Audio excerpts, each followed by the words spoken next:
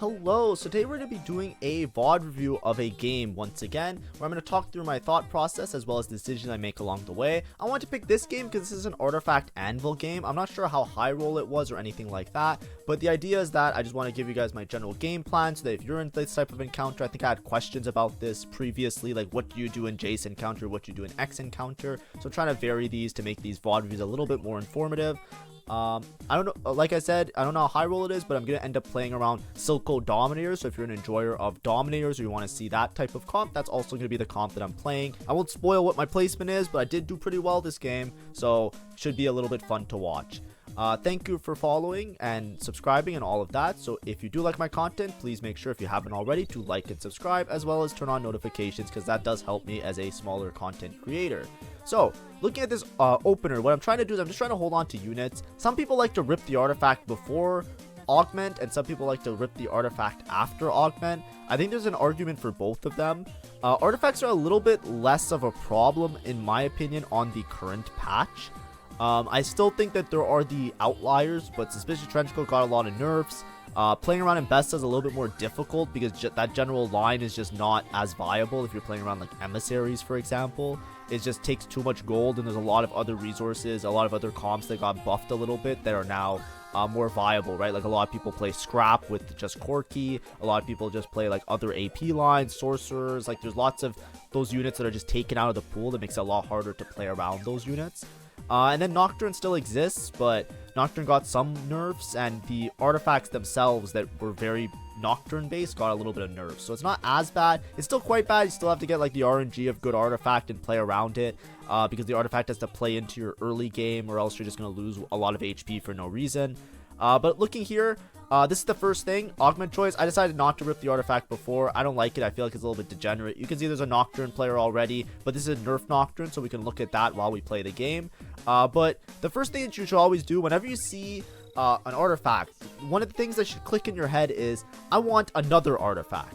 Artifacts are really good in succession if you have multiple copies of multiple different artifacts. So I'm going to pause for a second here, but basically the idea is, if you get an artifact and you get a second artifact, there's a lot of them that have good combinations with one another. And with those good combinations that you have, you can become extremely strong by just slamming multiple of them together and doing really well with a lot of these artifacts. So here I pop them open. I don't see any of them that are win cons or any of them that necessarily combine super well with multiple units in order to be extremely strong. There's a Horizon Focus and I have a Zyra. I could play like Zyra reroll with Horizon Focus. That's a thing, kind of, but I don't believe in it. I think it's just like, you know, bait comps, like just like for like people that didn't really think about the comp that much. I take Anima Visage here because I'm not sure exactly what I want to take. I don't know if I'm going to play around AP. I have a good mixed opener, right? My components are pretty good. So Anima Visage, I like it as just a generic frontline item that I can maybe play for placement. So I started by taking Anima Visage. Between the last artifacts, the ones I was debating between was Anima Visage and Manazane. Manazane is a little bit awkward because Manazane is very strong. It's probably one of the best artifacts in terms of just performance. I'm pretty sure it's like the best average performance, even though it's not like giga broken on any one unit. It's just like really good for casters, especially Dominators. So I'm debating between Manazane and Anima Visage. Manazane's a little bit more forcing, and the problem with Manazane is that sometimes it's a little bit awkward, which I'll talk about later. And then I also have what's it called? Anima Visage. So I just take Anima Visage. Second artifact I pop open. I see Snipers, Rapid Fire. These are more like win condition style stuff. But I already took this Anima Visage, so I know I'm going to have like a strong front line. I decide here I just want to take Manazane. Manazane is very strong, right? I think like if you see a Manazane, you should almost always take it. Either Manazane or even Anima Visage. They're both like pretty reliable because you have good options on multiple units, both reroll and non-reroll. I'm a bigger fan of just taking an early frontline Ornn artifact rather than a backline Ornn artifact, because I have this Vladimir 2, right? If I didn't have Vladimir 2, I probably would have taken Manazane maybe on the first artifact. But with a Vladimir 2, and the, what's it called? Like, if I go back here, right? Like, I have this Vladimir ahead of time, right? With a Vladimir 2, I want to play around my strongest unit in order to save HP, because people are going to have win cons. That's the main thing about Ornn artifacts. When you're playing this Galaxy, it's very RNG, it's very unfortunate, but the main thing you should think about is you look around, do other people have win cons? Somebody has like a gold collector with a Tristana, maybe they do reroll Tristana, they win. The other guy has the Nocturne with the range, so we don't know how broken that is, right? So when I'm taking this artifact, even though Manazane is probably really good, I take Anima because I have a Vladimir 2. That's another part that you should consider, because I can play around that Vladimir 2 being a Giga tank that's going to be unkillable for most of this stage. So giving him the Ornn artifact is a lot more beneficial than taking something from my 1-star backline. Now, obviously, it ends up that I have Manazane anyways, but this is a good like set of items that I have here. I have a lot of early game tempo. I'm quite strong early. I decided to level here, and I'm just going to play around this opener, try and save as much HP as possible, because, you know, only one person can win the lobby. So whoever wins the lobby wins the lobby. I just want to make sure that I go top 4, so I want to be as strong as possible in these early game rounds, especially if I have an opener that I can play around. I have this Vladimir 2, I have Manazane with Lux. This is fine. This Lux is going to cast a bunch, because the way Manazane works, it just gives you a bunch of mana generation for like your first couple of casts, right? Your first cast, you basically get like a huge amount of mana, and then you just chain cast multiple after that. So something that I thought that would be interesting to show you guys as well, if we're trying to learn in this video, is just some of the stats on Ornn artifacts. I don't like to look at stats too much. I think that the more I show stats, the more I try, the more it tricks beginner players, I think.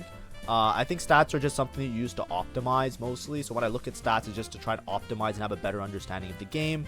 But anyways, what I just want to show you is, like, you know, it might be a little bit more surprising, but after the recent nerfs and a lot of this stuff, you'll see stuff like Anima Visage, very strong. Trickster's Class starting to become really strong because it's just really reliable, because a lot of the offenders got taken out. But things like AP things like Zhonya's and Manazane, they work really well. Manazane has a lot of great users, because basically what it is, it's basically like you get 120 mana after your first cast, right? So that 120 mana basically allows you to chain cast very early, which allows a lot of units to scale really well. There's a lot of AP units that love to scale very well, right? Jinx, you want her to cast multiple times in order to get the rocket off, so it's incredibly broken on Jinx.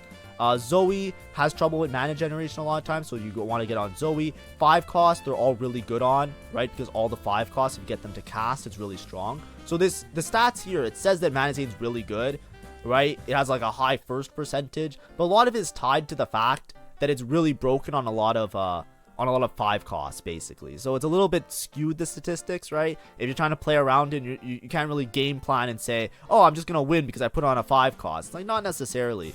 But some of the other units that's good on, Dominator units like Silco, because Dominators gain AP the more time, like every time they cast, some of the mana gets converted into AP, right? Like they gain AP based on the mana that they spend when they cast. That's the whole trait. So if you give it to a Silco, he basically ramps up his AP really fast early, and then he gets a bunch of, like, he just has a bunch of juice for the rest of the fight. The early casts on Silco are the most important. That's why attack speed and mana gen are so important on Silco. So Manazane just fits really well, and you can see other Dominators it's also good on. It's also good on stuff like Heimer, because Heimer as well scales. He gets more rockets every time he casts. So if you cast a bunch at the beginning of the fight, you're going to be set for the rest of the fight. So there's lots of users that it all kind of works on them, right? Now, obviously, the best users are going to be the 5 costs, but you don't have to necessarily game plan around the 5 costs. You have other options. It's a very flexible item, and that's why I took it in the first place. That's the type of player I am. I'm the player that I always go for the flexible option. It is not necessarily always the best choice to be super flexible. I understand that. I'm trying to play more narrow as part of me trying to improve at the game. But this is like my comfort, you know, just give me, you know what's really great about this, by the way? The 2 artifacts I took, these are like vintage artifacts. This is back when I enjoyed playing around artifacts, right? You just take Giga frontline, Giga backline, and you just play flex. You know what I'm playing this game? Any AP. You know what I mean? What am I playing? I don't know.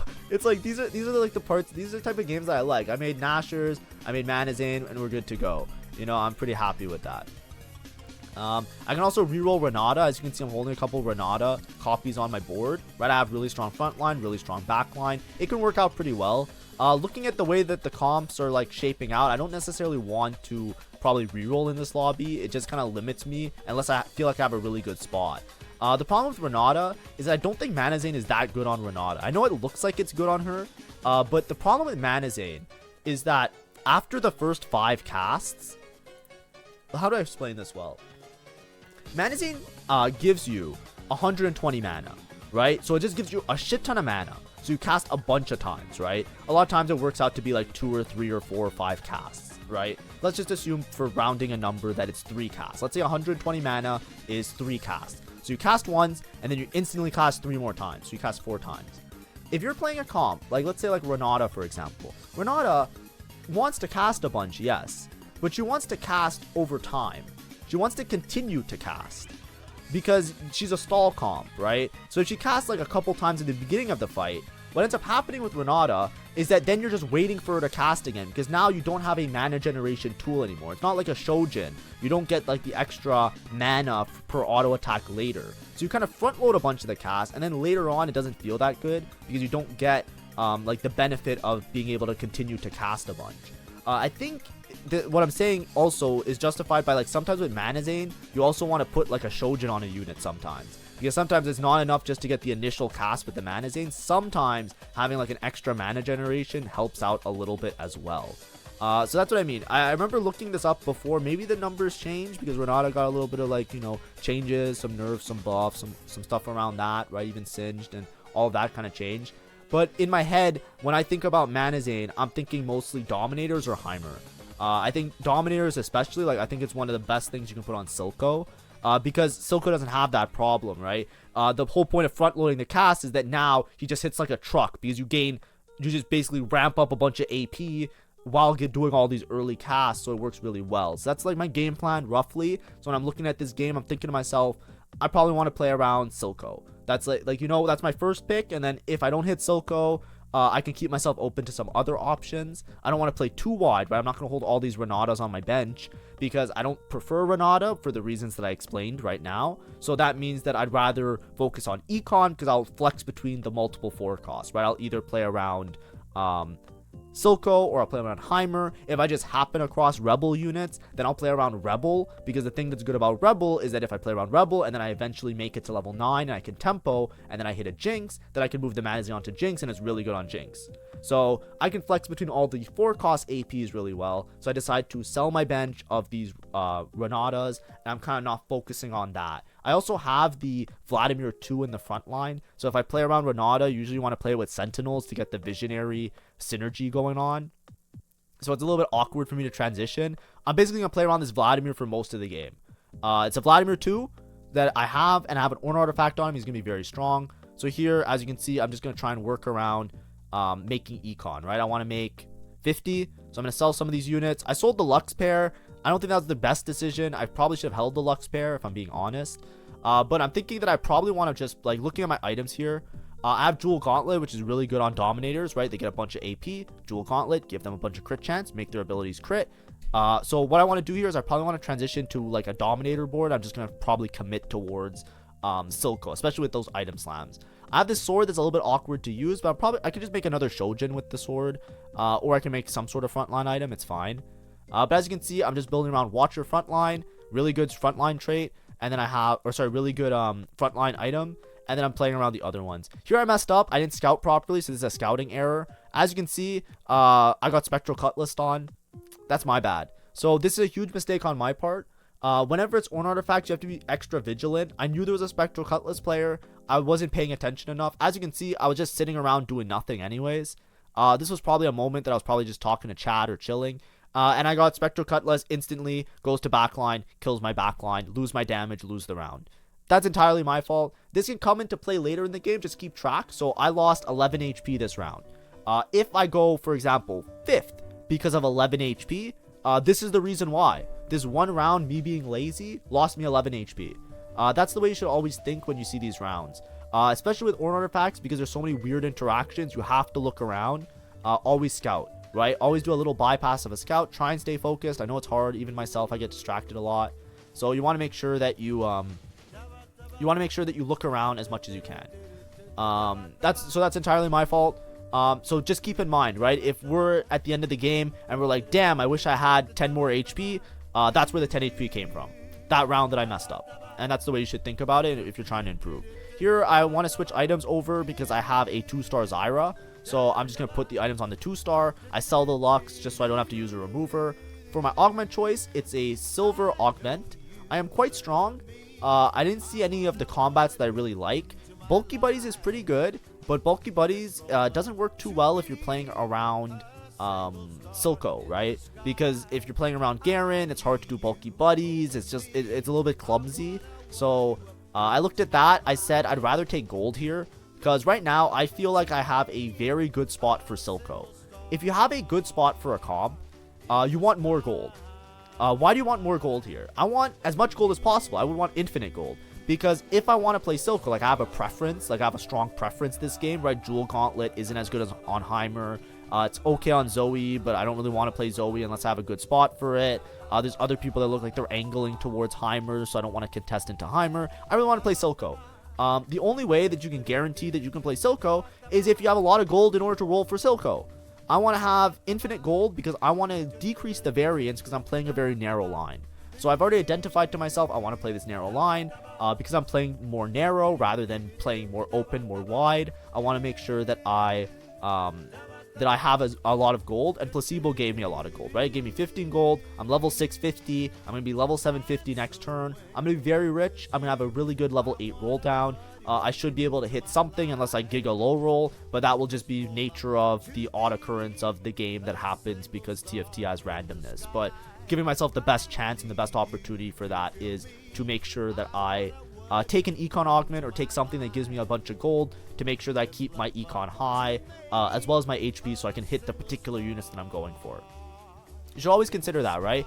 You can have the best spot for a comp, but if you don't have enough gold to hit the units, it does not matter, right? So my spot here is really good for Silco, but if I don't have enough gold to hit Silco, guess what? You're going 8th, right? So that's like my thought process to try and balance my augments here. So now we're going on Carousel. I don't think Silco's contested at all in the lobby, which is really nice. Sometimes people awkwardly contest Silco. A lot of people like really talk shit on Silco, like Silco's bad, don't play Silco, Silco's weak, don't play Silco. I'm kind of like impartial for most of the comps in the game right now. I think the balance of this set has been really good. The part that I don't like about this set is the encounters. I complain about it a lot, right? A lot of people complain about Jace. Even in this video, like, you know, I complain about Jace all the time as well because it just feels really random of what artifact you get. But, like, you know, there's still counterplay, right, in a lot of these situations. What I think is really good is that when there's not an encounter that's very polarizing, so in this case, my encounter wasn't super polarizing, right? I just got, like, generic artifacts, and there's only like one person that has a really strong win con, which is the Nocturne player. Everybody else is kind of like, okay, it's not, like, that bad. So it's a very playable game. And when there's a very playable game, I've been talking this whole time about how I can flex between all these different lines because it doesn't matter like specifically how strong each one is. I think most of them are playable if you have a good spot for them. And I think that's really good. So always kudos to that. So I've been having a lot of fun. Like, you know, Silco, you know, may not be the strongest of all of the AP units. AP might be weak considered to most people in general right now. But it's totally fine because like this spot, like I have good Silco items. I have good enablers for Silco. This Manazane is really great. So I can just play it, and that's totally fine. There's other games where I play Silco, and the same thing happens, and you just take a top 4. You know what I mean? You just take a top 4, and you move on. So that's the game plan this game. I'm going to take a top 4, and I'm going to move on. Right? I have a good spot for Silco. Good amount of HP. Decent amount of gold. I even have a Silco. We're going to play Silco, and we're going to move on. Not every game has to be a first, but, you know, it is what it is. Right now, I've kind of resolved to the fact that the Nocturne player is going first. So what am I playing for? Second. Maybe I go first. Who knows? Maybe I go second. Who knows? But so long as I don't go bot 4, I'm pretty happy. We're losing a couple of these rounds. My front line isn't super stable. That's why. I still have this Vladimir. It would have been nice if I can get like a 4-watcher front line. I wasn't paying attention strictly because I was talking about some other stuff in this VOD review. But if I was VOD reviewing for myself, I would double check if every shop, if there was a watcher unit, make sure I didn't miss watchers because that should have been my main attention grab, is that I should have been paying attention to see which ones are watchers. You know what I mean? The watchers are very important because if I can get like a 4-watcher front line, a lot of these fights probably would have been in my favor. Just in terms of having a little bit of a better sustainable front line, so to speak. In terms of items, I'm not slamming anything just yet. I might sometimes, like, as a front line item, you just make a Bloodthirster because there's nothing else you can really do with the sword, especially in these AP comps. I don't want to make a Gargoyle Stone Plate. I know that it synergizes quite nicely. Like, you know, I have HP and HP gen from the what's it called? The Anima Visage, right? I have that going for me. But at the same time, it's like the other items, I'm more inclined to, like, you know, maybe make like Spark Sunfire. Like, I don't have my utility dealt with. So if I make Gargoyle, I now have a open sword, which I don't know what I'm going to do with because it's pretty trash. It's pretty useless for me. And then if I make Gargoyle, it's like I save a little bit of HP. Yes, maybe I win an extra fight. But relative to my current spot, I want to make sure that I use those for like some sort of like capping out my board in some way that's a little bit better maybe. So here exactly, like I can make Sunfire now.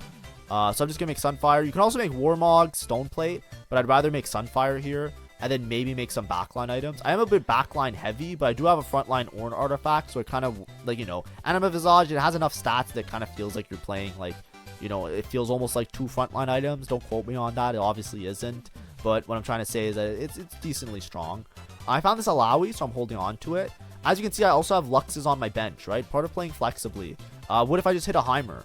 I'm down to just, like, you know, I have a preference for Silco, but if I just hit a Heimer, we're okay with playing Heimer, right? Like, there's nothing wrong with Heimer. So I'm totally down to just full pivot and play around the Academy units, because I'm going to do my level 8 roll down next turn. So next turn, I'm going to roll down, and we're going to see. Here, I take a nice loss, right? This Nocturne player didn't hit yet, which is great for me. So I can just, you know, kill a bunch of units, not take too much HP damage. We sacked a lot of stage 3, right? We lost a couple rounds, so we did lose a lot of our lead. There was the one round that I threw that I lost like 10 HP from, and that's like part of it. But as you can see, I'm like around 49 HP right now. It's not the best spot, so I'm going to roll really aggressively here. I might roll very deep to try and get some upgrades. Here, this Flurry of Blows. Flurry of Blows is great because I have a bunch of mana generation, and attack speed is really good to help with that mana generation. So I'm totally down to just take Flurry of Blows. It also gives more crit strike chance, which synergizes with the dual gauntlet that I already made, because it will just help to hit those, hit that like high level of, like high crit chance, so that I actually realize the crits. Here I had a Rumble. It's really hard to play this Silco board around the Rumble. I'm not sure exactly what to do in these type of spots. So I buy the Rumble, but I might end up selling the Rumble at one point. I get my my dude here. We put our attack speed on the back line. I'm probably going to want to roll a little bit deeper, but I just want to fix my items here before we get to the next part. I am a bit awkward with my item slams. It might have been better just to like forego the Sunfire and just to make what's it called, Warmogs and Gargoyle, because now my items are a little bit awkward. I'm not sure what to make with them. I think this was a game on stream as well, which is a little bit awkward. There's a Jinx in shop, but I don't think I have good Jinx items. I could have just made IE. Maybe I could pivot to Jinx here. There's a lot to do, right? So like, if we look at this board, this is why I'm like a little bit like flustered, right? If you look, this is me trying to pivot and play too many things, right? I really like Silco because I already have the Silco. There's a Jinx in my shop. I have a Lowy, right? I have an Alawi pair and a Rumble. I could just pivot to play Zoe, Jinx, Rebels with the Manazane, which is probably a lot stronger. The problem is it's a little bit awkward because I have to transition so much, and I don't have a lot of the low-cost units. So I didn't hold on to Rebel units that well. That might have been a mistake. Maybe I should have kept Rebel open more so than the Heimer open. But it's just a little bit confusing for me to do too much. And this happens a lot. As you can see, I'm losing rounds because in a large part because of the fact that I have 5 components on bench, and I have all of these things that I'm basically just dizzy, right? I've effectively made myself dizzy. So a lot of times in these type of situations, you should just give up and just play the one line, right? Like, so that's what I'm doing, right? I kind of thought about it, and I'm like, okay, yeah, we're just going to play Silco. I have 2 Silcos. I need a mainline AP carry, right? We're just going to play around Silco. I'm pairing on a lot of units. I upgraded this, I upgraded these Sentinels. I know it's an Alawi too. I'm just going to go for Dominator, make sure that I get maximum value on the Manazane, and then just roll deep. And then I'm a little bit slow on my roll down. It's very clumsy. It took me a while. Like, I could have kept the Alawi too, by the way, right? I could have dropped the Black Roads and just keep the Alawi. But it's more so just like, I need to commit to Silco. And this Alawi isn't going to be good late game. So I just want to make sure that I have as much gold as possible because I need Silco too. Because right now I'm lacking damage, right? 4 Dominator ups my damage by a lot. And you're going to see that I'm going to start winning fights now that I have 4 Dominator in. 4 Dominator matters a lot because I'm just scaling more AP with this Manazane. So my Silco just ends up doing a lot more damage. Of course, I still have a bunch of components on bench. It's not the greatest. This is a very clumsy game. But I do want to show some of these games because I think that it's important to just see, like, you know, it happens to everybody when you're playing super flexible, right? This isn't a game that's particularly high roll. I just need a Silco 2 and I should be stable. And I'm pretty happy with Silco. Oh my god, I didn't take Silco 2? I guess I took Spark. What was the item on Silco here? That's so greedy. I think I might have not even seen the Silco. What was the item on Silco? I need to look at this. Hello? What was the item on Silco? That was a Silco 2 for free. That's a mistake, maybe. Let's watch that back. Alright, let's see this. That's kind of crazy. That might have been I missed it. What's the item on Silco? If the item is a sword, then I can't take it. That's the only thing.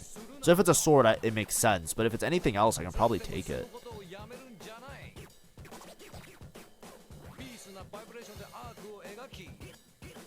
It's a cloak? Like, Declaw is fine here. I should have taken Silco here. So this was a mistake. I should have taken Silco here. Because Silco 2 is my top 4 condition. It's really greedy not to take Silco. Me not taking Silco is me saying that I honestly think I just didn't see it. I think I was probably streaming and I just didn't see it. Yeah, I genuinely think like that's a genuinely really bad mistake. Because I'm just trying to make Spark here, right? But I don't need to make Spark. I can make it after. It's not necessary to make it right now. Because if I don't hit Silco here, I just go bot 4.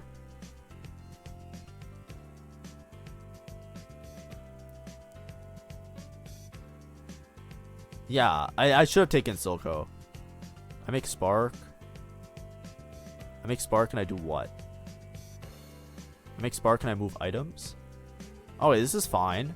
I should have itemized the Mundo here though. Man, I am playing bad this game. Okay, let's go through all the mistakes, right?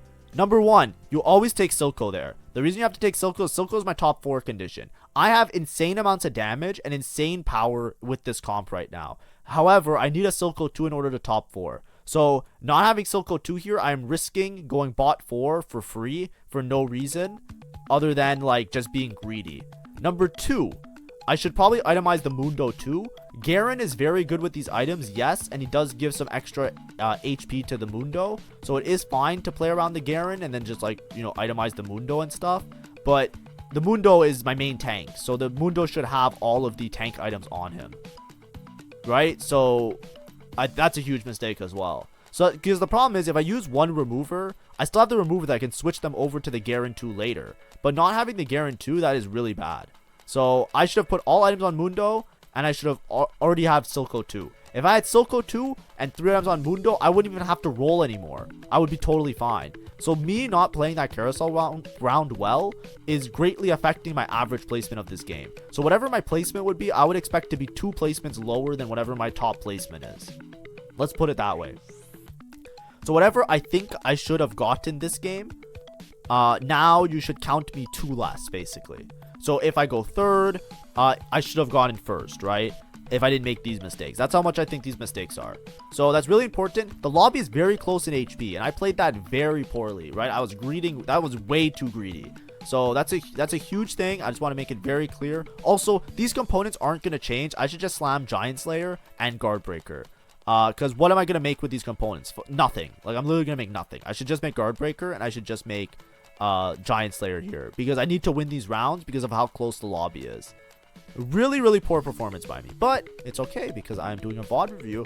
And me pointing out my mistakes will help you guys learn as well. So I think that is fine. But just so you guys know, don't do what I did in these last 3 rounds. These last 3 rounds are probably some of the worst played TFT I've ever seen in my life. Especially from somebody like myself, which I expect better from. I think I win this because of Dominators. I might win this. I don't win this. Oh, I win this. Do I win this? I win this, right? Yes.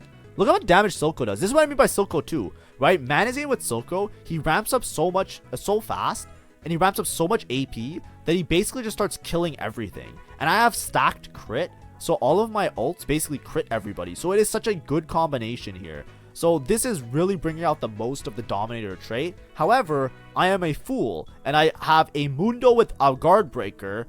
3 items on a Garen 1. And I didn't take Silco off Carousel. Which is ridiculous to me.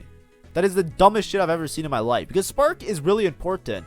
But it's not as important as hitting the Silco 2. Because the damage spike from the Silco 2 is massive. And now what am I going to do? Look, I have a bunch of items on bench. Like, just slam the items. Okay, Guinsu is good on this. Ooh, okay, I'm doing tech here. All right. So, is this worth it? I think this is worth it. Should I run it? Yeah, I should run it. Okay, so what I'm going to do here is this is what I was saying before.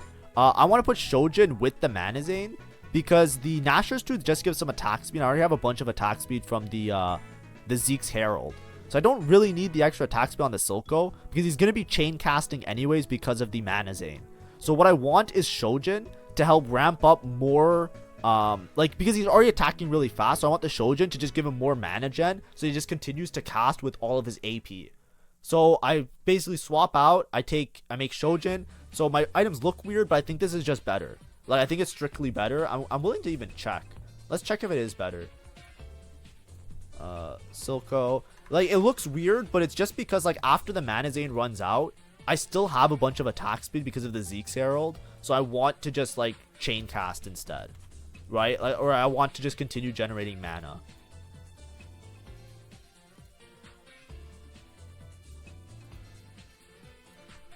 Yeah, it is just the best item. It is what I said. Check it out. This is what I mean. This is the problem this is why I say Manazane is a little bit clumsy sometimes. It feels a bit weird. Because, like, check this. Here, I'll show you what I mean. Ready?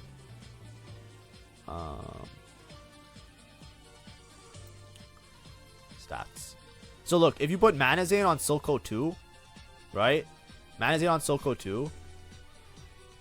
His best items, like Guardbreaker, very low sample size, but large sample size, Spear of Shojin. Even larger sample size, Nashors, plus Delta. It's a lot worse. You don't need that much attack speed.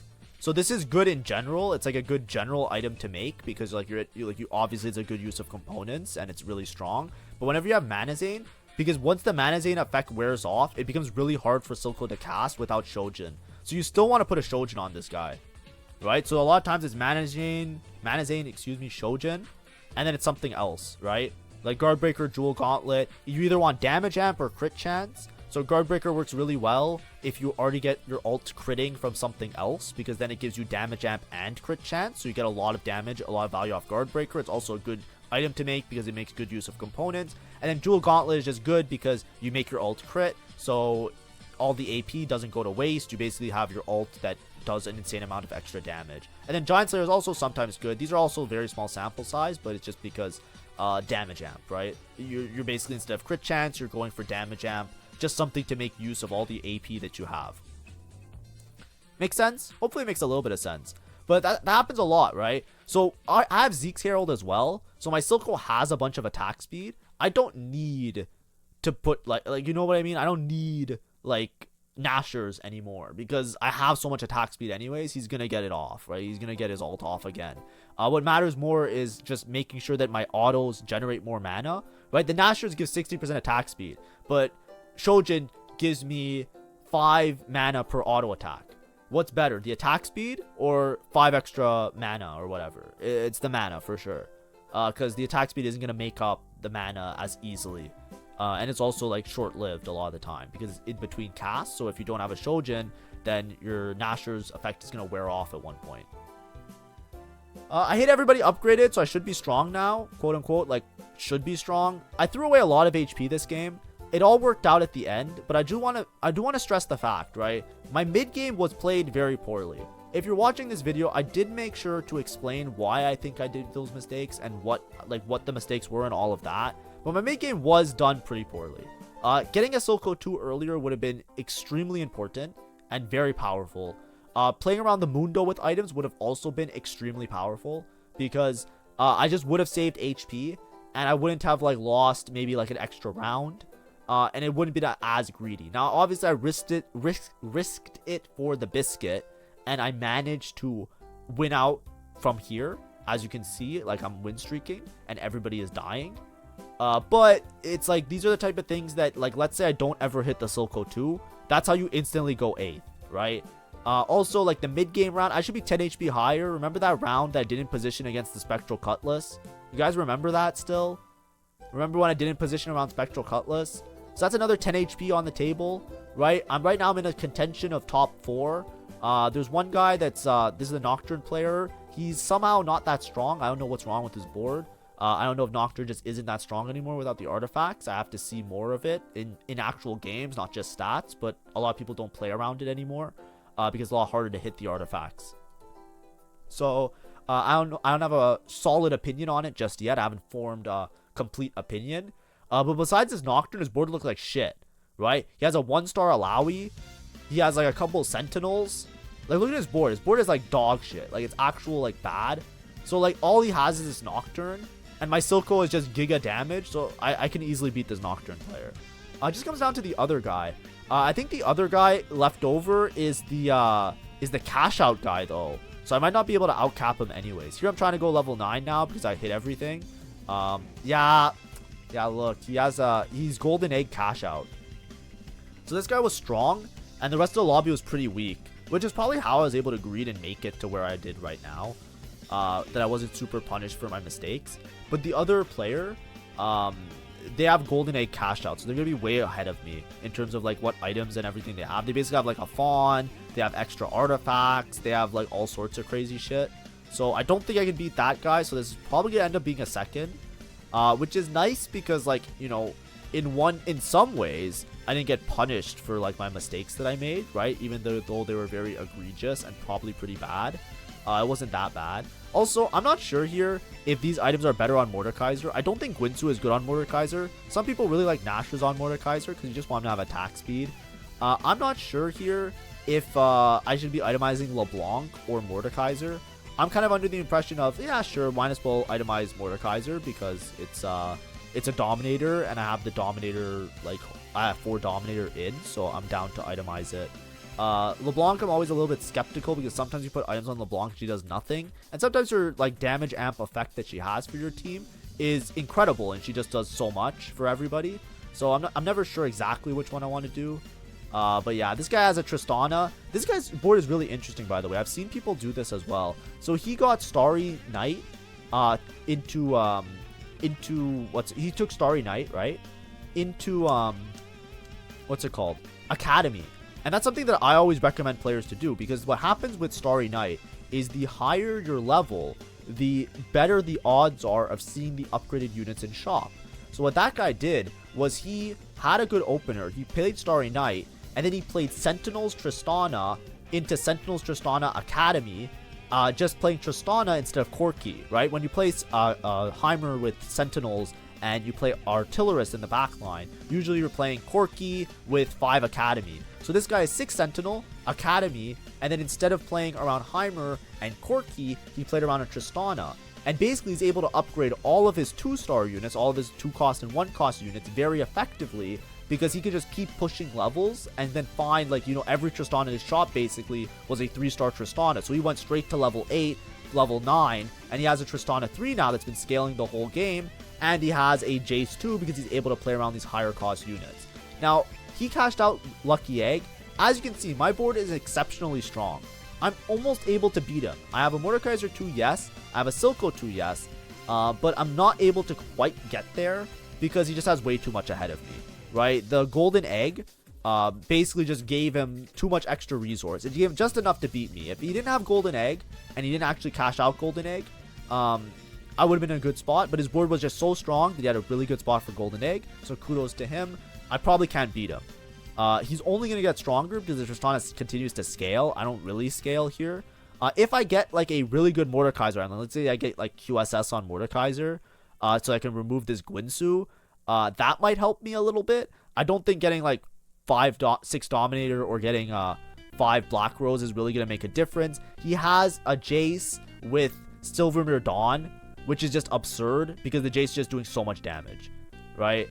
It's just way too much for me to deal with. He also has a Mel, so the bigger problem is not only the reason I'm saying it's so defeated, like obviously you can always win from any spot, whatever, blah blah blah. The reason it's so defeating is he continues to scale. He also has a Mel, so he basically has a buffer. I have to kill this guy like 3 or 4 times, so I have to outposition him and outplay him and outcap. I have to do that like 3 or 4 times in order to actually win the game, and he only has to do it to me like 1 or 2 times. So it's looking pretty grim for me. Oh, that's a huge mistake. Did I have Embessa on my board? I had Embessa on my board. I lost Emissary bonus. Oh my god, this is such a bad game. Oh, you know what this is? This is probably me at the end of stream. This was probably me at the end of stream and I was tired. Like, there's no way I'm making this many mistakes. Holy shit. Oh god, the comment sections are gonna have a field day with me. Oh well, it is what it is. I have to record a VOD, so I thought this was a good VOD. It looks like it was really bad gameplay on my part. But it's okay. I just play a random bruiser here because obviously I have to lose Mbessa. I lost emissary bonus.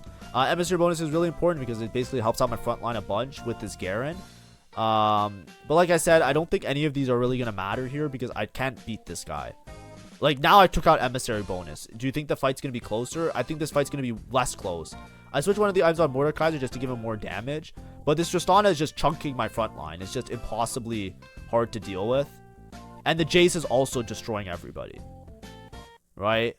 Like, look, it's kind of close, but I think the Jace is gonna cast him and die, right? Yeah, it's like it looks close, but then the Jace is still alive. You know what I mean?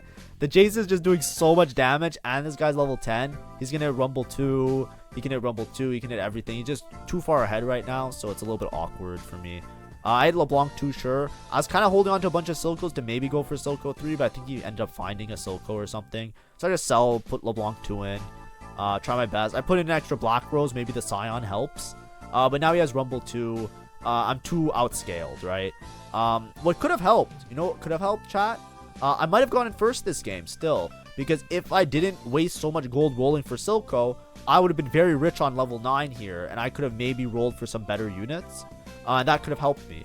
But you know, it is what it is. I definitely threw this game. I could have gone in first this game, but it ends up being a second.